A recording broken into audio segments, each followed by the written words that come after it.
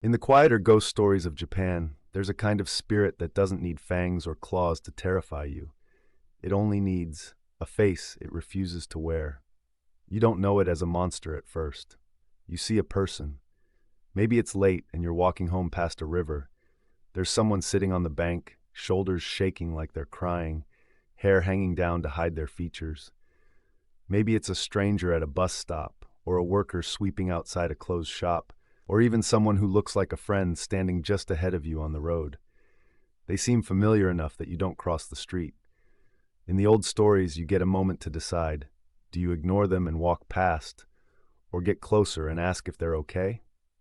If you choose to look, the spirit lets you.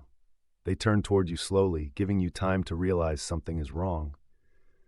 At first, you think the light is just bad. Then you see it clearly. There is nothing there.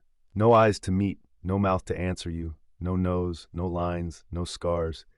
Just smooth, pale skin stretched over a blank skull. A human shape with the whole center of being human rubbed clean. This is the Nopperabo, the faceless ghost. Some stories say they appear where people aren't supposed to be, on forbidden roads, by sacred ponds, in places the living were warned not to wander at night. They don't chase you, they don't pounce. They simply let you see the truth that your brain refuses to process. People run, stumbling over themselves, convinced they'll never forget what they saw, even though there was nothing to remember. In other tales, the Nopperabo takes the shape of someone you know, a spouse turning back in the lamplight, a child standing at the end of the hallway, a coworker leaning over your desk. For just a second, you feel safe. Then their features melt away like ink washed from paper, and you're left staring at a blank where their whole life should be. The lesson is quiet but sharp. The faces you trust can disappear. The world you think you recognize can tilt in a single heartbeat. And sometimes, the scariest thing you can see is the sudden absence of the person you thought was right in front of you.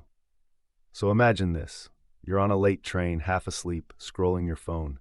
Someone sits down across from you. You glance up, see a normal face, look back at your screen.